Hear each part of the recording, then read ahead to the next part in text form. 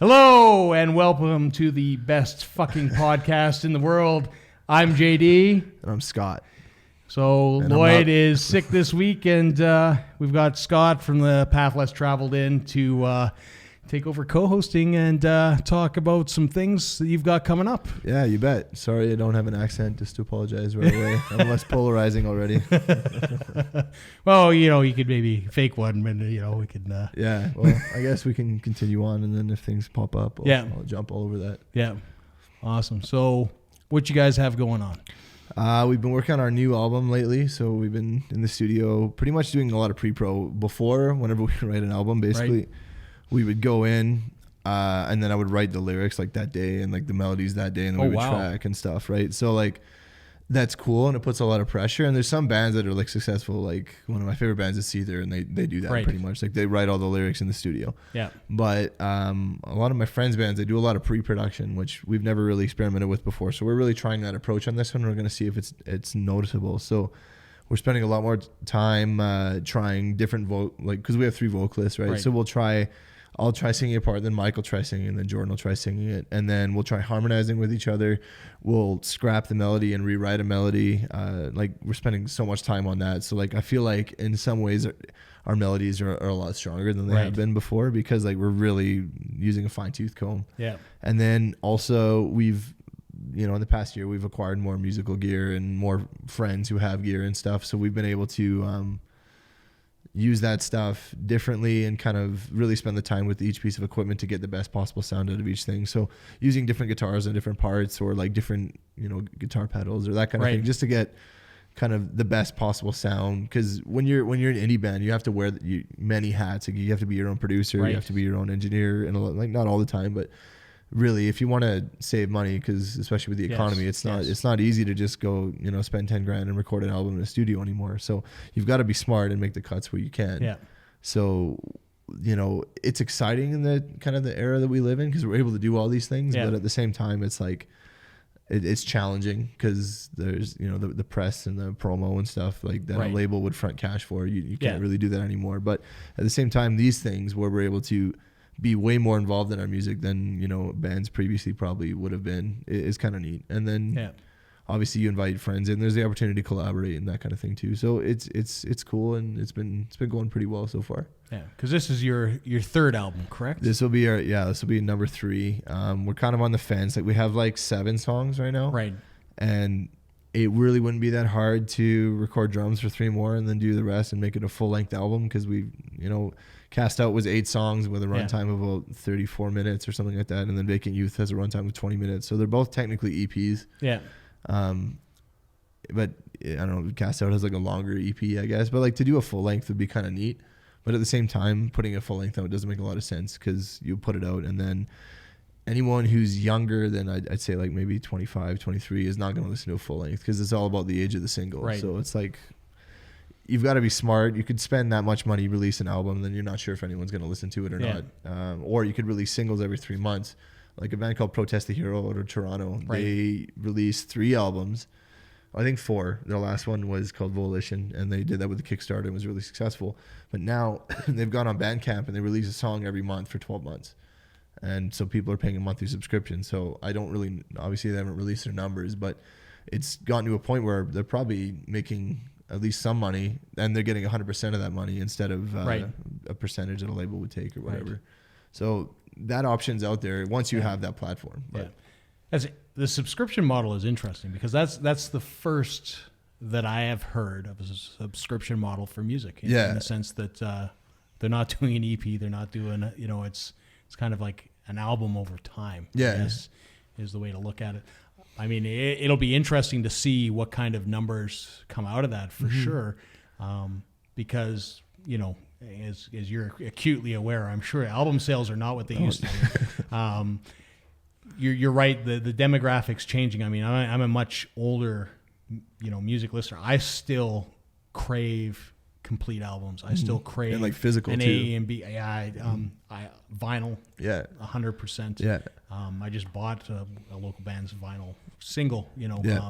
So it's a lot different way to consume. I still go to somewhere like Recordland to consume my stuff, but I know that I'm a minority not the majority, of people that are listening to music. And I mean, to be honest, most music, throughout time has been supported by youth, right? Yeah, exactly. So, you got to, and like in some ways you got to respect yourself, but you've got to go with the way the times are going as well, right? Like for me, my experience for buying music is going to HMV and buying a CD because like I was too young for vinyl's coming back, obviously, but I don't have a record player right now. But like I still go to HMV and buy CDs, and like my drummer was in.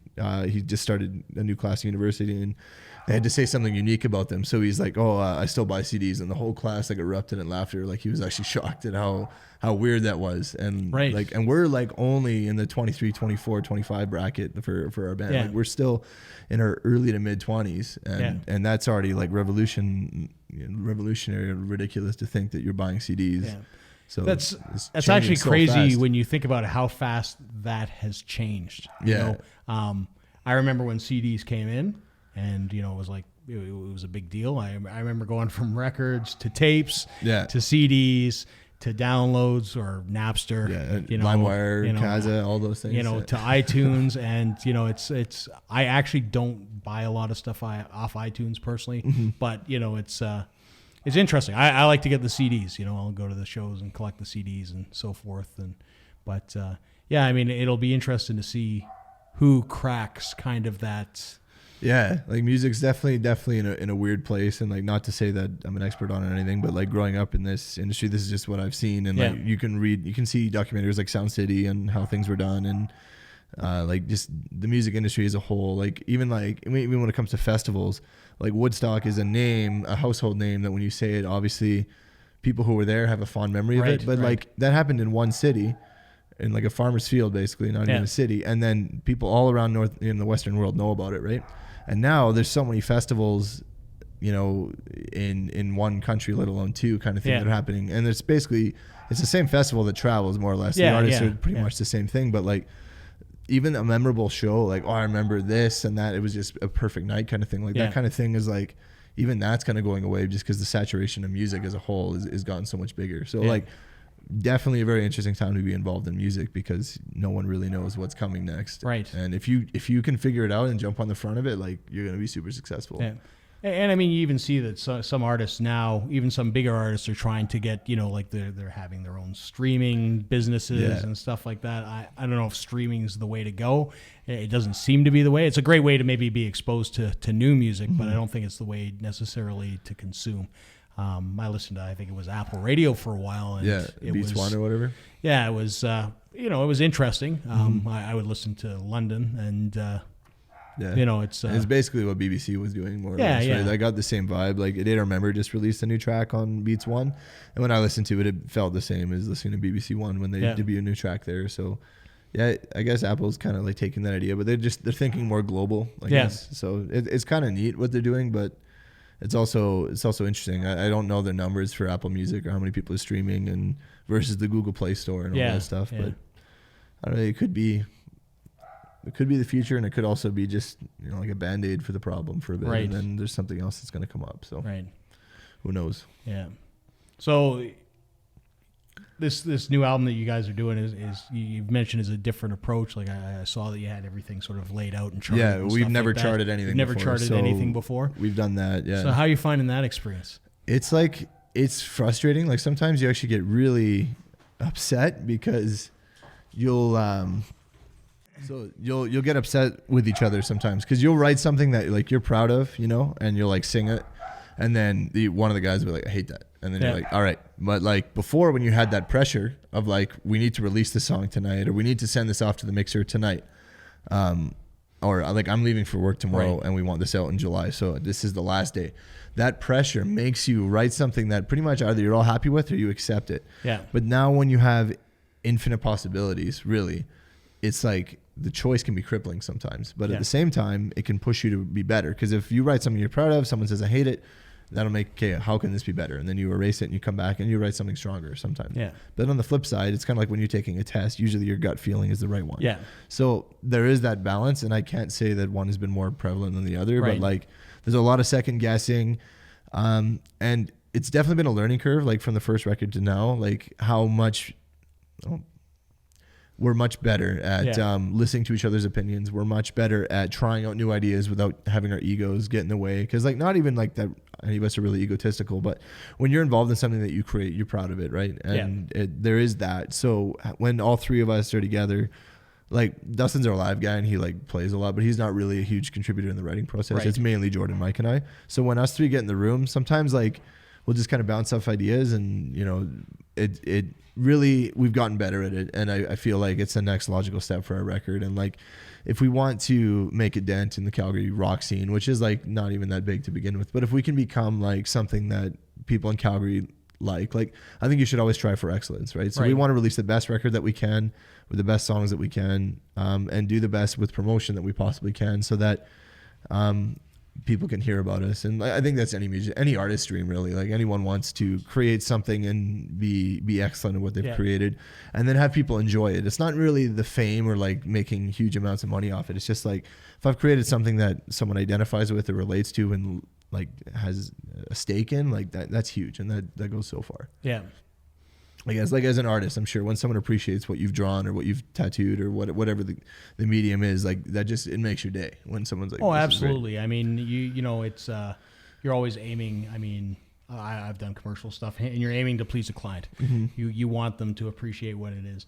And I can speak from doing my own personal work as well, as that, you know, when somebody appreciates what I'm doing as an artist for myself, a lot of times when I paint, it's for myself when I do my own projects. If somebody enjoys that, mm-hmm. it's a lot better. Like, I mean, I have a couple paintings in my office that they get lots of comments just because, you know, it was a personal project and people tend to gravitate towards more than, you know. Yeah, if you're pulling out from yourself, like just kind of like on a side tangent, a band called Beartooth is huge right now, and especially in the younger demographic. And in some ways, there's nothing really that new or special about them, because they're basically just playing hardcore music with like fast guitars and drums, and like it's a lot of noise. Yeah. But the front man, it's basically his diary that you're reading. Like it is so open and honest that it's ridiculous. Yeah. And people have identified with that. And like he's a great vocalist. I'm not in no way am I discrediting them, but like they're not a revolutionary band. But because of his decision to just write the most open and honest and transparent record ever, the younger generation has really identified with it. And they went from, you know, kind of like playing side stage at Warped Tour. He was in another band called Attack Attack, but like they were pretty big for like young kids, but they were a joke to a lot of people. And now they just toured with Slipknot, and they're probably, I would say, one of the biggest bands in the probably 14 to 25 to 30 demographic. Like Alternative Press gave them a lot of praise, which is that's their scene. But Rolling Stone said it was like the best album of the year, or best new album, or best new artist. So like, and that's good praise. Yeah, to receive that from Rolling Stone is huge. Yeah. So like, good on them. And it's kind of cool that. And on a side note, he records it all himself. He writes it all himself. So it's like, out of the ashes of whatever the music industry is creating, these abilities or these opportunities are available if you work hard, right? Yeah. So it is inspiring at the same time to see that. So kind of neat how that goes. But yeah, like art being from the heart is like huge, and like people can see right through fakeness, right? That's absolutely. There's the group of people who love pop music, but a lot of people like, okay, that's not even them. They don't even care about what they're writing about, or like, you know, another song about getting a blowjob in a truck or something. Yeah. Like, how many of those can you do? Chad Kruger kind of thing, right? And then it's a big deal. But then other songs about alcoholism or like divorce or like real problems that people have gone through, like people identify with that, and it goes so much farther. So yeah, nice. So when are you guys expecting to get the album all put together and stuff, or is it just as long as it takes? And if it takes 6 months, a year, that's what it takes. They're like. We are kind of shooting for the summer. Like we did kind of have like big lofty goals of like, okay, Q2 it's out kind of thing. But scheduling is really hard, and we kind of don't want to have one guy writing the whole thing and then only when he's available kind of thing. So we want to try and have that. Jordan's in his 4th year of school, so like that makes it really difficult to do. But at the same time, he's still making time for us. So at the rate things are going, I'd say we have about 4 songs completely demoed and pre-pro'd and ready for tracking. And the more you've practiced, the faster tracking actually takes, right? So at this rate, I know how to play the songs. Mike knows how to play the songs, and Jordan's drums are actually already laid down. So the drums are ready. We're just doing the vocals and guitar parts and finalizing all that stuff. So we're kind of shooting for a summer release, and we'll see. We do have a couple shows lined up in the next little bit, but we've definitely played less shows this year than we have last year. I think we're only at show 2 or 3. And last year we were at, I think, 6 or 7 by now, kind of thing. So yeah, but you were picking up the shows at the end of the year. You opened for Finger 11. Yeah, that was a huge moment for me, and that was pretty cool. Yeah, and POD show too. Just it was cool the last quarter to actually have these things where we had milestones and things that we've been working towards, and sharing the stage with the people that inspired us to play music, and it was a really, really cool thing. Yeah. And then on the side, like, our band has also been kind of putting on the Back to Your Roots shows, which has been a lot of fun. Kind of just blossomed off the idea. One night we were short of members, so we did a Blink-182 cover set, and then we packed the place. So then we thought, what if 4 bands did that, and we could talk about. Well, pardon me. The 4 bands did that, and they each covered a band, but each band was kind of in the same genre that people would want to go see, and they would go see one band, but then they would stay for the other 3 because they like the music that they're going to hear.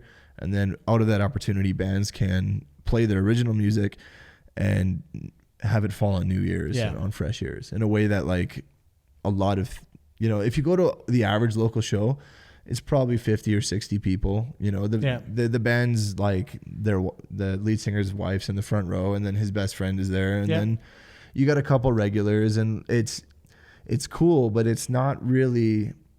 People don't like it because it's not it's not always a fun environment. Like, it's not this like, man, I can't wait to do that. I'd rather stay home and watch Netflix because that's more fun, right? Yeah. But if you can create an environment, which, like, I've really, really worked on doing on the Back to Your Roots shows, where you've got a mesh of scenes where bands who would not normally play together are playing together, and they're all doing this. It's creating this sense of community.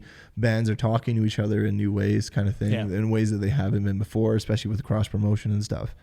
And then it's kind of creating that event where people want to go. Like, I set up an application for this year's event, and I was expecting maybe like 10 bands, and I ended up getting about 45 applications. So really, I was blown away by that. That's a testament to what you're doing in a lot of ways. And I mean, we've talked about this before off camera and stuff like that. And, it sort of alludes to what you were talking about earlier, in the sense that it's sort of cracking the code for music now. Yeah. In a sense, I think, with that show, and straight from my heart, I'm a big fan of that format, right?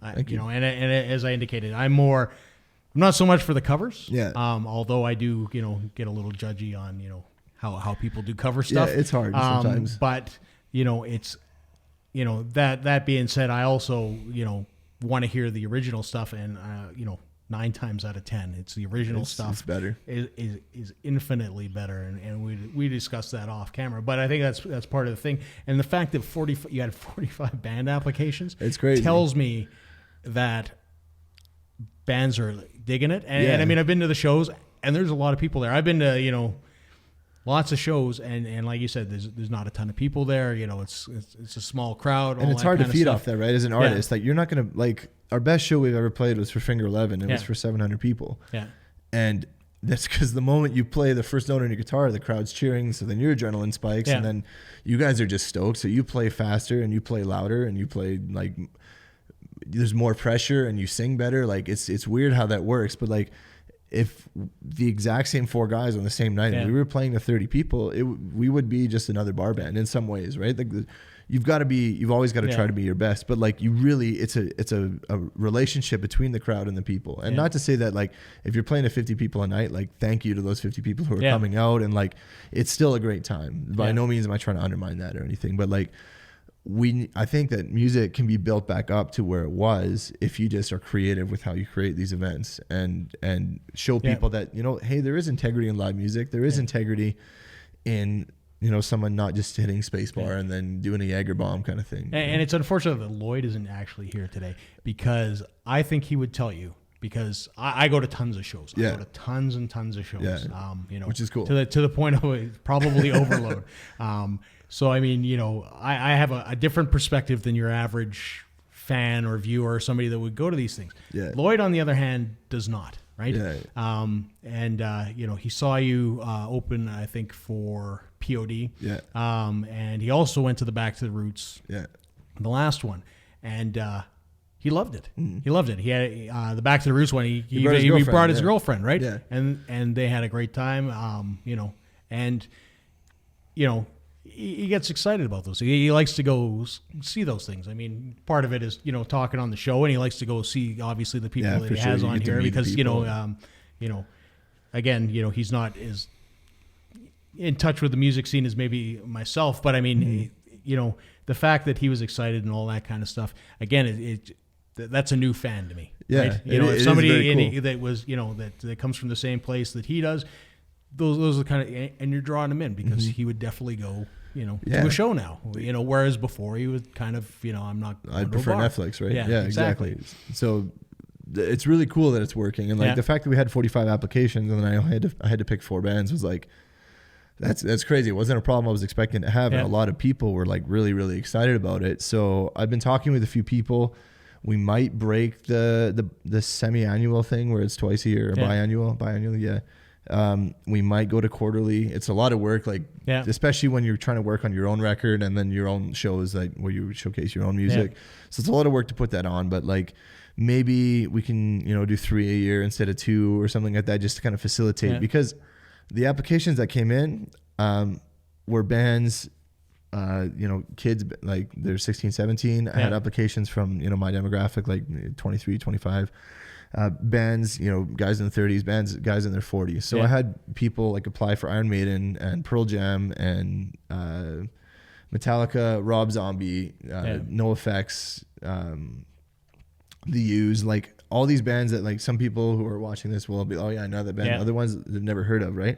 So to pick a show, you want it to be cohesive, right? So if you have a Motley Crue band and then a Linkin Park band or something, it's so it's a bit of a, it doesn't work. So I like the idea that people are interested in this, and if this can stay interesting for a while, let's keep going with it. Obviously, I don't want to beat it at horse either. So if it ever starts to feel like it's a gimmick or something, then I'd rather not continue with it. But the way things are going, I feel like we could probably do another couple shows like this. So I can actually tell you what the bands that I've picked for. That'd be awesome. That'll be a great way to close things out because we're almost out of time here. Okay. So we've got.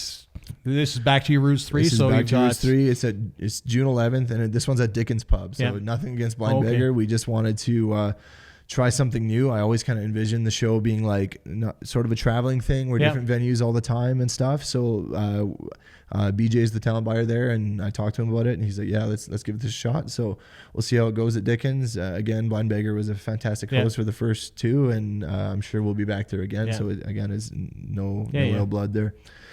So what we're going to be doing is we're going to be having Coming Out Swinging is going to open the night acoustic. So we did that last time and people enjoyed that. So they haven't picked their artist yet, but it's going to be Nick and Shane from Coming Out Swinging. They're going to open the night acoustically, which is perfect.